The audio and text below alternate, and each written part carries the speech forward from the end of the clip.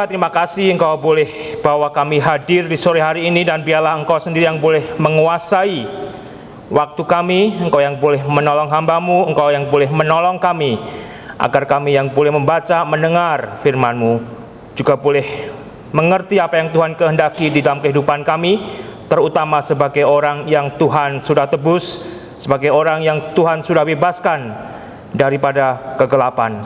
Dalam Yesus kami memohon dan mengucap syukur. Amin. Mari saudara kita buka bersama dari 1 Yohanes pasal yang kedua. 1 Yohanes pasal yang kedua kita akan membaca dari ayat 9 sampai dengan 11. Hanya 3 ayat yang akan kita baca secara bersama dari 1 Yohanes pasal yang kedua ayat 9 sampai dengan 11. Kita akan baca bersama. Dapat saudara? 1 Yohanes pasal kedua 9 sampai 11. 2, 3. Barang siapa berkata bahwa ia berada di dalam terang, tetapi ia membenci saudaranya, ia berada di dalam kegelapan sampai sekarang. Barang siapa mengasihi saudaranya, ia tetap berada di dalam terang, dan di dalam dia tidak ada penyesatan. Tetapi barang siapa membenci saudaranya, ia berada di dalam kegelapan dan hidup di dalam kegelapan. Ia tidak tahu kemana ia pergi, karena kegelapan itulah telah membutakan matanya. Bila saya dan saudara adalah menjadi orang yang berbahagia, tak kala kita diberikan firman Tuhan, dan di dalam pertolongan Roh Kudus kita mau menerima dan mau diubah sesuai kehendak Tuhan untuk hidup menjadi anak-anak Tuhan yang lebih indah.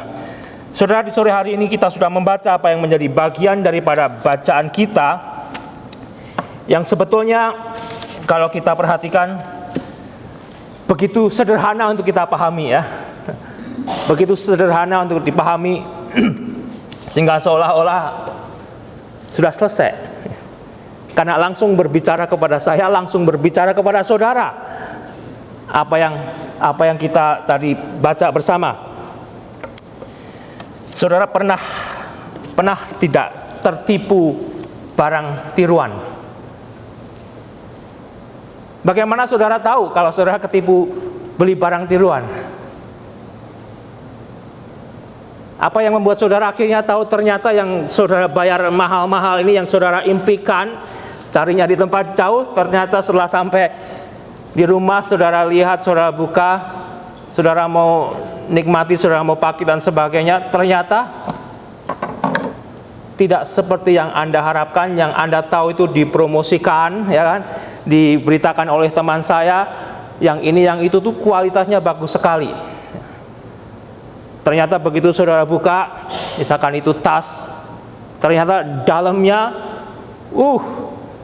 liningnya bahannya jelek, jahitannya melencang-mencong, tetapi di luarnya kelihatan bagus, saudara. Kelihatan bagus. Yang ingin saya coba katakan dan bagikan kepada saudara, disinilah sebetulnya tadi yang saya dan saudara baca bersama. Firman Tuhan mengatakan ada orang yang berkata bahwa ia berada di dalam terang. Orang tersebut berada di dalam terang, saudara.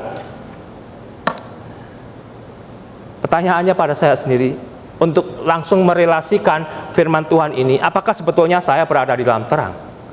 Apakah saudara sebetulnya berada di dalam terang? Agar langsung kita mendapatkan satu relasi. Iya. Siapa yang masih belum mengerti bahwa saudara sebagai orang Kristen sebetulnya ada di dalam terang?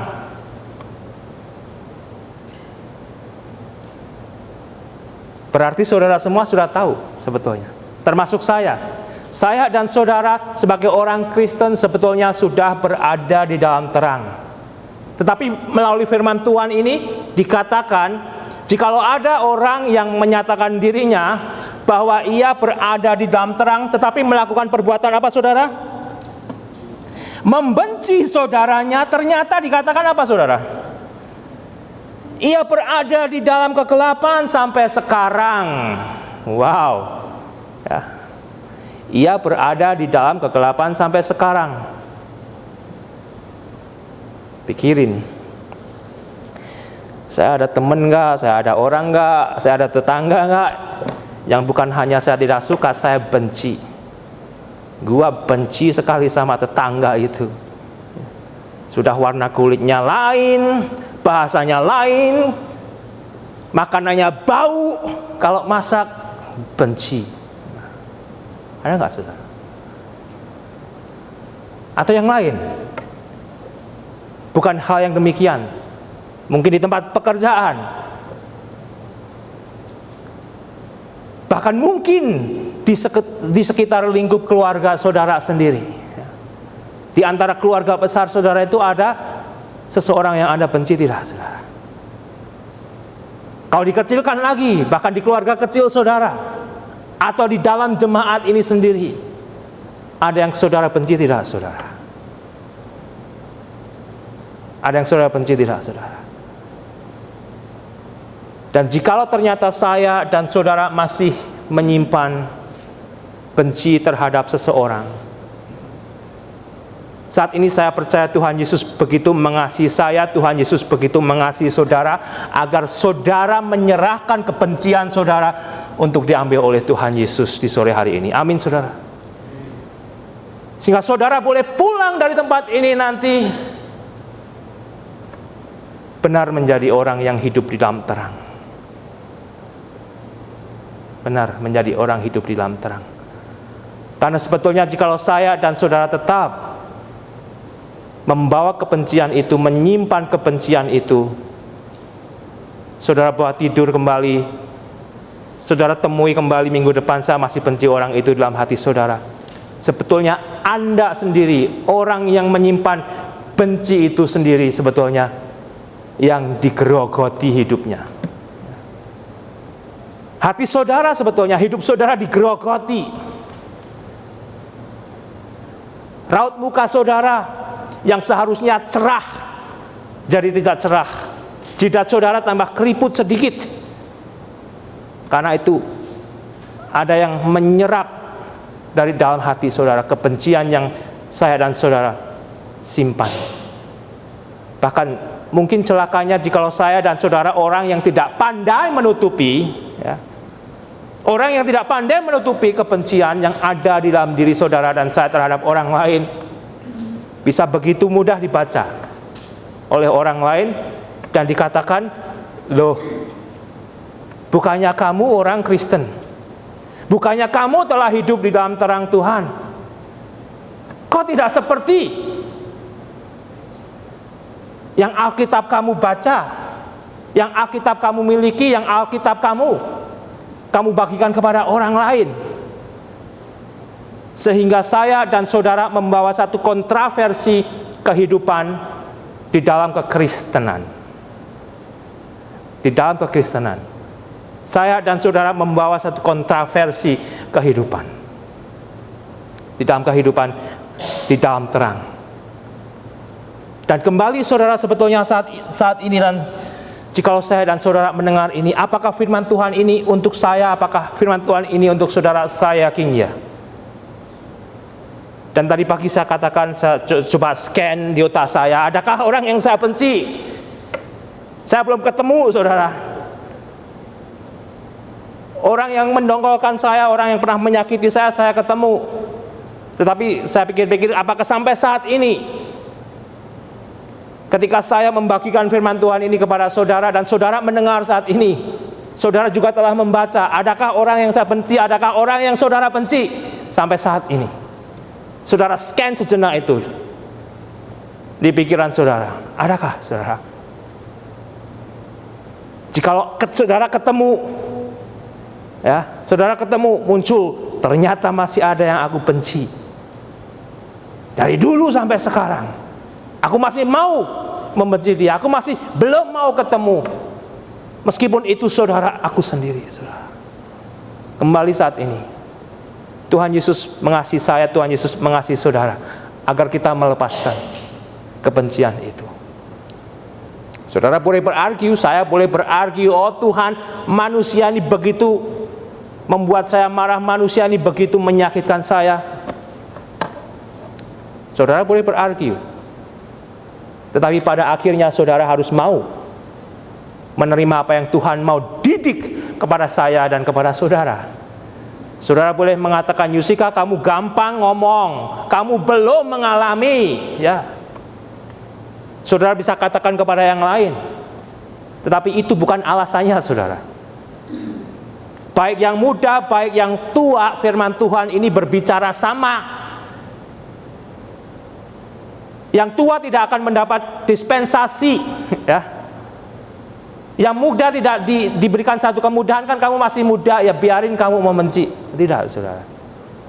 Oleh karena itu kita juga diingatkan agar mendidik yang muda itu dengan firman Tuhan dari seawal mungkin, agar mereka tahu. Karena seringkali kan kita mendengar di film anak-anak juga, I hate you. Sehingga anak kita juga bisa kalau nggak sadar bilang yang sama, I hate you. Nggak suka sedikit warna kulit yang berbeda, makanan yang berbeda, sudah bilang I hate you. Karena kita tidak menanamkan sejak dini, saudara. Dan bila saat ini saya dan saudara diingatkan, bagaimana tak kala firman Tuhan berkata, barang siapa berkata bahwa ia berada di dalam terang, tetapi ia membenci saudaranya, ternyata ia berada di dalam kegelapan sampai sekarang. Sampai sekarang, apapun alasannya saya tidak tahu. Ternyata saya dikatakan sampai saat ini, saya masih berada di dalam kegelapan. Kalau saya tidak mau dinyatakan bahwa sampai saat ini saya berada di dalam kegelapan, saya harus mau menyerahkan kepada Tuhan saat ini juga. Ambil kebencian saya, Tuhan, yang ternyata salah, saya simpan. Salah saya bawa, salah saya persiapkan untuk membalas dendam suatu saat ketika saya sudah mempunyai kekuatan. Tidak akan terjadi sebetulnya. Kok itu bisa terjadi di antara kelompok Kristen? Kok itu bisa terjadi di antara orang Kristen? Ya kembali,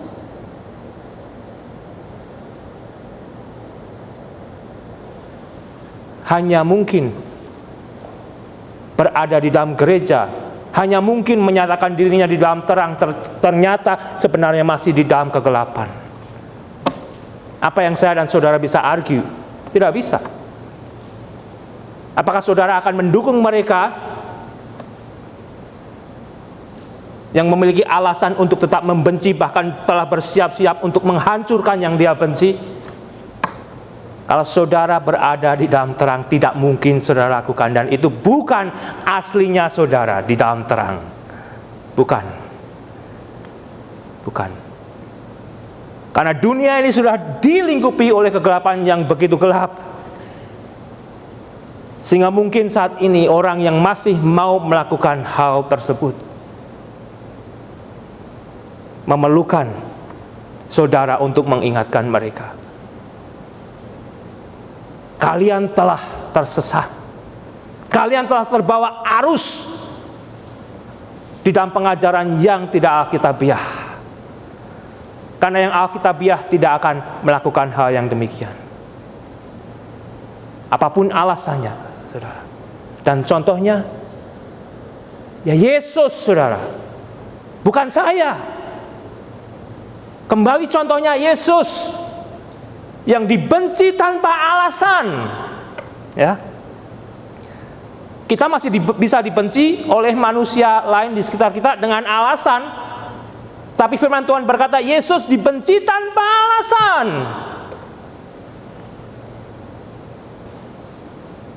Karena dia begitu mengasihi saya, saudara, bahkan mengasihi yang membencinya, saudara. Dan bila saat ini mungkin waktu indah bagi saya dan bagi saudara untuk diingatkan, jikalau ini yang dipraktekkan oleh orang Kristen yang menyatakan dirinya sudah Kristen, berarti berada di dalam terang, ternyata membenci saudaranya, ia adalah berdusta. Jikalau saudara buka kembali di 1 Yohanes 4 ayat 20, di situ dikatakan, saudara, Yohanes 4 ayat 20. Jikalau seorang berkata, aku mengasihi Allah, dan membenci saudaranya, maka ia adalah pendusta. Karena barang siapa tidak mengasihi saudaranya yang dilihatnya, tidak mungkin mengasihi Allah yang tidak dilihatnya. Sehingga tidak mungkin kalau orang Kristen itu hidup di dalam terang dan Kristen asli, haleluya, lalu diganyang. Tidak terjadi, saudara. Allah Maha Besar, ganyang, tidak bisa terjadi, saudara. Itu tidak di dalam terang, itu di dalam kegelapan. Tetapi itu bisa menjadi dekat dengan saya, dekat dengan saudara, jikalau kita tidak dekat dengan Tuhan dan firman-Nya. Dan jikalau kita tidak mau dipimpin, bahkan dirubah untuk menjadi pelaku firman. Mari kita buka bersama, saudara, dari Yohanes 8 ayat 12. Yohanes 8 ayat 12, mari kita baca bersama. Yohanes 8 ayat 12, apa yang dikatakan oleh Tuhan Yesus. Bagi yang dapat, mari kita baca bersama. 2, 3. Maka Yesus berkata pula kepada orang banyak, katanya, akulah terang dunia. Barang siapa mengikut aku, ia tidak akan berjalan dalam kegelapan, melainkan ia akan mempunyai terang hidup. Siapa pengikut Yesus? Saya pengikut Yesus. Siapa pengikut Yesus? Saudara pengikut Yesus? Acungkan tangan saudara. Bukan untuk bermain, untuk serius, saudara. Dan biarlah ini mendorong saudara untuk berani menyatakan bahwa saya pengikut Yesus. Bukan untuk mengolok-olok saudara, tetapi untuk mendorong saudara agar saudara lebih berani menyatakan saya pengikut Yesus. Dan jikalau saya perlu dirubah oleh firman Tuhan untuk merubah kelakuan saya yang tidak alkitabiah, saya mau dirubah. Saya mau dirubah.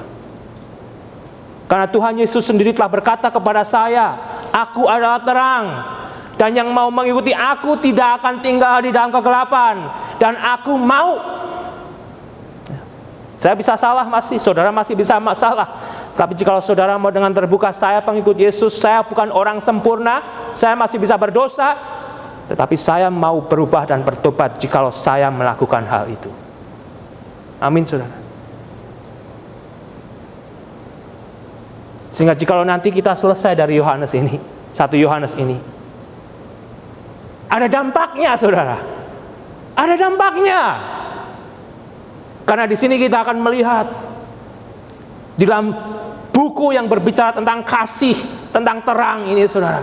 Jangan sampai kita lalu nanti selesai buku ini ternyata keluarga kita tidak bisa melihat juga perubahan yang ada. Tetangga kita melihat kita sama aja membenci mereka. Teman kerja kita sama aja, saudara. Sama aja. Karena kembali, jikalau itu yang saya dan saudara praktekkan, dikatakan kita adalah sebetulnya membohongi apa yang kita ungkapkan, apa yang kita sudah profesikan, ya, nyatakan, proklamasikan. Hari ini 17 Agustus, kita telah memproklamasikan bahwa Yesus itu Tuhan dan Juru Selamat saya dan saudara. Dan biarlah proklamasi itu menjadi satu bagian yang nyata. Menjadi satu bagian yang nyata. Sehingga kekristenan saudara ada dan terjadi bukan karena kelompok, ya. Bukan kelompok ini, kelompok itu. Meskipun kelompok ini, kelompok itu adalah kelompok yang mau kembali dirubah di dalam terang Tuhan. Dirubah untuk tidak lagi tinggal di dalam kegelapan. Bahkan tadi dikatakan yang kita baca di dalam petunjuk hidup baru, yang dilakukan di tempat tersembunyi ada, jangan dikatakan, ya kan, memalukan. Dan kita akan ketemu, mereka tidak perlu lagi menyembunyikan, mereka tidak malu-malu lagi. Terbuka di depan umum. Oh, saya kan orang Kristen. Saya melakukan ini kan saya memiliki satu hak, kebebasan. Meskipun bertentangan dengan firman Tuhan. Lebih parah, saudara, sekarang sekarang. Sehingga kembali firman Tuhan itu sendiri sebetulnya dalam Matius 12 ayat 33 mengatakan bahwa pohon itu sebetulnya diketahui bukan dari rupanya, tetapi dari buahnya. Dari buahnya. Di tempat Bang Bastian ada pohon jeruk yang di belakang gitu. Ya. Kalau musimnya banyak sekali saudara. Banyak sekali buahnya, oranyenya itu begitu menarik, seolah-olah itu pengen sekali. Dan saudara kalau melihat mungkin aku mau ya. Ternyata setelah dicuci, diberesin, susah-susah mau dimakan saudara, harus disepahkan. Karena asamnya luar biasa, tidak bisa dinikmati. Secara mata, secara lahiriah menarik, tetapi di dalamnya tidak bisa dinikmati. Sehingga bila saya dan saudara bisa dinikmati juga dalamnya. Bisa dinikmati saudara. Oleh keluarga kita, oleh teman kita, oleh tempat di mana kita bekerja, kita bisa dinikmati. Dan itu adalah buah yang harus kita keluarkan. Buah di dalam terang, bukan buah di dalam kegelapan. Sehingga apakah firman Tuhan ini untuk saya? Saya yakin ya. Apakah firman Tuhan ini untuk saudara? Ya. Apakah sebatas sampai saudara? Tidak. Saudara akan ketemu manusia yang menyatakan dirinya orang Kristen dan saudara bisa bawa berita ini kepada mereka. Mereka perlu saudara. Karena mungkin mereka telah menjadi Kristen tahunan, membaca firman Tuhan dari A sampai Z, tetapi tidak pernah memperhatikan dengan baik. Mereka membaca bagian yang sama, tetapi yang dikhotbahkan adalah hal yang lain.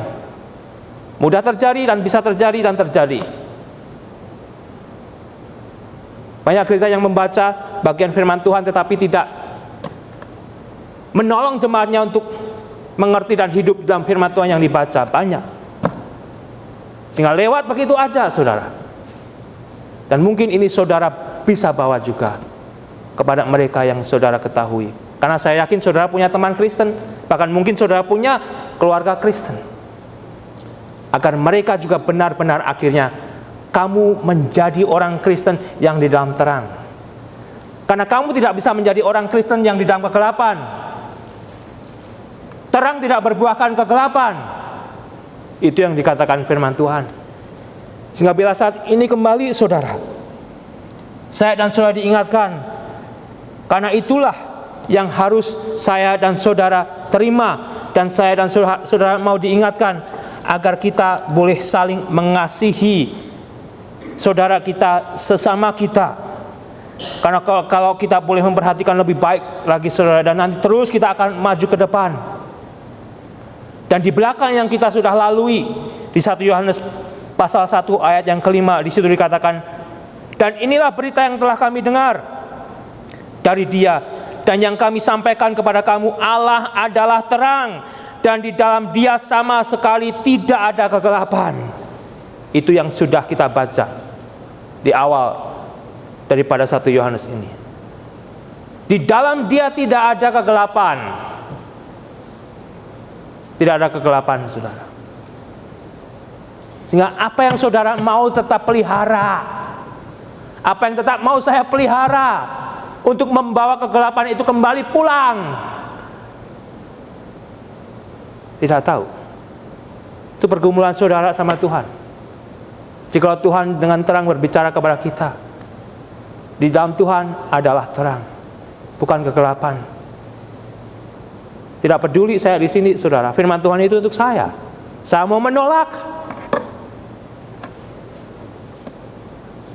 itu adalah tanggung jawab saya, yang ternyata tidak mau dirubah sebagai pembicara firman Tuhan.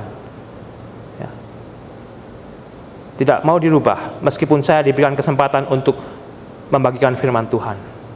Bahaya, bahaya saudara, bahaya. Bahkan kalau kita perhatikan berikutnya saudara, di 1 Yohanes 2 ayat yang ketiga, 23 sampai ke-6, di bagian kelima itu juga sudah kita lewati. Dan di ayat kelima berkata, tetapi barang siapa menuruti firman-Nya, di dalam orang itu sungguh sempurna kasih Allah. Dengan itulah kita ketahui bahwa kita ada di dalam terang. Saya didorong, saudara didorong untuk mau, ya, menuruti firman-Nya, mengikuti firman-Nya, sehingga saudara beli Alkitab, download app yang mungkin menu-menu itu, telepon saudara tidak sia-sia begitu saja. Menjadi manfaat yang luar biasa. Karena saudara mau membaca firman Tuhan itu, dan saudara mau dirubah. Karena kita diingatkan kita seharusnya adalah penurut-penurut yang mau menuruti firman Tuhan. Dan kalau kita lanjutkan saudara, di ayat yang ke-10, barang siapa mengasihi saudaranya, ia tetap berada di dalam terang, dan di dalam dia tidak ada penyesatan. Tidak ada penyesatan. Tidak ada penyesatan. Kalau saya tidak mempunyai benci terhadap manusia lain, di dalam diri saya tidak ada skandal dengan kegelapan.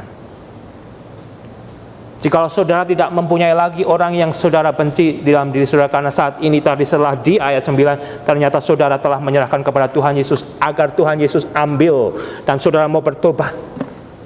Saudara di ayat yang ke-10, saudara sudah tidak mempunyai lagi skandal dengan kegelapan. Saudara sudah lepas daripada skandal kegelapan. Ya. Meskipun saudara tahu ternyata kehidupan yang di dalam Kristen itu banyak skandalnya di luar sana. Sehingga kembali, berita itu perlu keluar juga, saudara. Kita tidak bisa menjadi orang yang berskandal dengan kegelapan di dalam bentuk skandal yang berbagai macam rupanya. Bukan skandal hanya dengan laki sama perempuan, skandal dengan kegelapan. Ya. Karena itu akan menjadi penyesatan. Tetapi bagi yang tidak membenci dan bagi yang mau dirubah dan menyerahkan, tidak ada skandal dikatakan. Tidakkah itu seharusnya yang akan membuat hidup jemaat Kristen itu lebih indah, saudara? Bahkan kehidupan keluarga Kristen saudara sendiri akan lebih indah jika tidak ada skandal yang saya bawa pulang, saudara bawa pulang. Saudara tetap berskandal dengan pekerjaan kegelapan. 1 Yohanes 1 ayat 5 dikatakan Tuhan adalah terang. Bahkan di 1 Yohanes pasal ke-4 dikatakan Tuhan sendiri adalah kasih, saudara. Apa mudah Yusika saya kembali, ya, bisa memaafkan, bisa melepaskan benci saya terhadap manusia yang telah menyakiti saya. Kamu belum merasakan, Yusika. Ya, saya belum merasakan. Tapi justru itulah Yesus telah mati bagi saya dan telah mati bagi kamu.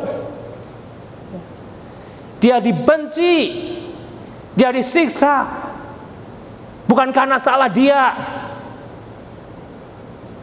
untuk membebaskan kita. Sehingga argumen kamu bukan kepada saya, bukan kepada manusia lain, tapi argumen kamu yang sudah ada di dalam Tuhan Yesus itu, lihat Yesus. Kamu akan banyak mendapatkan argumen yang tidak akan terselesaikan ketika kamu bandingkan dengan manusia yang lain. Tidak ada selesainya, saudara. Karena manusia yang lain sama juga manusia berdosa. Tapi kembali, cerminan kita adalah Yesus yang sudah mau mati, mengasihi saya dan mengasihi saudara. Baik kaya, baik muda, tua, berpendidikan dan tidak berpendidikan, Yesus yang telah menyelamatkan mereka. Dan Yesus yang harus mereka lihat. Yesus, saudara. Sehingga dari situlah, saudara, kita mengetahui sebetulnya betapa menderitanya Yesus itu. Ya. Meskipun kita tidak sanggup memahami lebih jauh, melihat penderitaan kita untuk melepaskan kebencian ini, saudara, yang begitu susah, derita Yesus lebih susah, lebih berat daripada itu, untuk mati bagi dosa-dosa kita. Dan biarlah ini bukan hanya memotivasi saya dan saudara, tetapi firman Tuhan ini sendiri yang saudara terima sebagai kebenaran akan merubah kita. Sehingga kita pulang keluarga kita boleh melihat satu perubahan, teman kita juga boleh melihat satu perubahan yang lain, saudara. Bukan karena Yusika berbicara, bukan karena Pak Andi berbicara, tapi karena yang dibawakan itulah firman Tuhan buat saya, buat saudara, buat Pak Andi, buat siapapun juga. Sehingga kita kembali lanjutkan di bagian akhir, saudara, di sini. Di ayat 11, tetapi barang siapa membenci saudaranya, ia berada di dalam kegelapan dan hidup di dalam kegelapan. Ia tidak tahu kemana ia pergi karena kegelapan itu telah membutakan matanya. Mau kemana lagi saya berargu, mau kemana lagi saudara berargu, kecuali setelah kita diingatkan di ayat 9, kita belum mau menyerahkan kebencian kita. Di ayat 10, kamu adalah terang, di dalam terang itu tidak ada skandal dengan kegelapan. Dan kalau tetap tidak mau menyerahkan kebencianmu, ternyata saudara, kamu tidak tahu kemana kamu berjalan. Meskipun kita punya mata yang masih bisa melihat, kita punya terang yang bisa menuntun kita, tetapi dalam diri kita adalah gelap. Rohani kita gelap. Dikatakan di situ, saudara, ia tidak tahu kemana ia pergi karena kegelapan itu telah membutakan matanya. Ambil contoh, kepala saudara dikarungin dengan karung hitam yang benar-benar saudara tidak bisa melihat, dan saudara dilepas suruh jalan. Kalau di lapangan saudara masih bisa jalan agak jauh ya. Setelah 1 kilometer masih luas di lapangan atau di sawah, dan setelah itu ada jurang, saudara. Ada jurang yang terjam. Dan saudara setelah 1 kilometer berjalan, saudara bilang kan saya ditutupin di dalam kegelapan juga masih bisa berjalan, bisa berlari kiri kanan. Tetapi begitu saudara tidak tahu, ternyata 1 langkah lagi saudara sudah celaka. Dan ternyata kegelapan itu berbahaya kalau kita tetap pelihara. Berbahaya, berisiko tinggi, bisa membawa kematian, bisa membawa celaka. Dan sebelum hal itu terjadi, saudara, biarlah ini boleh menjadi bagian yang indah bagi saya, menjadi bagian yang indah bagi saudara.